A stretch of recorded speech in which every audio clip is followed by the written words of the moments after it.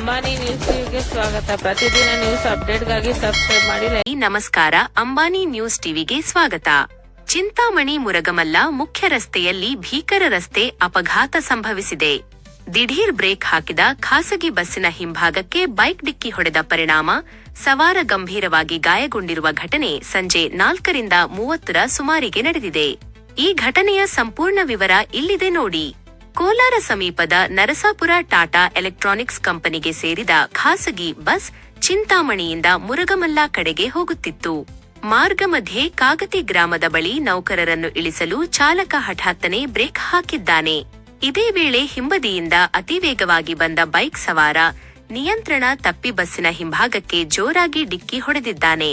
ಡಿಕ್ಕಿಯ ರಭಸಕ್ಕೆ ಬೈಕ್ನ ಮುಂಭಾಗ ಸಂಪೂರ್ಣವಾಗಿ ಜಖಂಗೊಂಡಿದೆ. ಅಪಘಾತದಲ್ಲಿ ಬೈಕ್ ಸವಾರನ ತಲೆ ಮತ್ತು ಕೈಕಾಲುಗಳಿಗೆ ಬಲವಾದ ಪೆಟ್ಟು ಬಿದ್ದಿದೆ. ಗಾಯಗೊಂಡ ಯುವಕನನ್ನು ಶಿಡ್ಲಘಟ್ಟ ತಾಲ್ಲೂಕಿನ ಆಜಾದ್ ನಗರದ ನಿವಾಸಿ 27 ವರ್ಷದ ಅತೀಕ್ ಪಾಷಾ ಎಂದು ಗುರುತಿಸಲಾಗಿದೆ. ಈತ ಚಿಂತಾಮಣಿ ಮೂಲಕ ಮುರಗಮಲ್ಲಾಗೆ ತೆರಳುತ್ತಿದ್ದಾಗ ಈ ದುರ್ಘಟನೆ ಸಂಭವಿಸಿದೆ. ಅಪಘಾತವಾದ ತಕ್ಷಣವೇ ಎಚ್ಚೆತ್ತ ಸ್ಥಳೀಯರು ಆಂಬ್ಯುಲೆನ್ಸ್ ಮೂಲಕ ಗಾಯಾಳುವನ್ನು ಚಿಂತಾಮಣಿಯ ಸಾರ್ವಜನಿಕ ಆಸ್ಪತ್ರೆಗೆ ರವಾನಿಸುವಲ್ಲಿ ಯಶಸ್ವಿಯಾಗಿದ್ದಾರೆ. ಅಲ್ಲಿ ಪ್ರಥಮ ಚಿಕಿತ್ಸೆ ಕೊಡಿಸಿ ಬಳಿಕ ಹೆಚ್ಚಿನ ಚಿಕಿತ್ಸೆಗಾಗಿ ಚಿಕ್ಕಬಳ್ಳಾಪುರ ಜಿಲ್ಲಾಸ್ಪತ್ರೆಗೆ ದಾಖಲಿಸಲಾಗಿದೆ. ವಿಷಯ ತಿಳಿಯುತ್ತಿದ್ದಂತೆ ಘಟನಾ ಸ್ಥಳಕ್ಕೆ ಚಿಂತಾಮಣಿ ಗ್ರಾಮಾಂತರ ಠಾಣೆಯ ಪೊಲೀಸರು ಭೇಟಿ ನೀಡಿ ಪರಿಶೀಲನೆ ನಡೆಸಿದ್ದಾರೆ.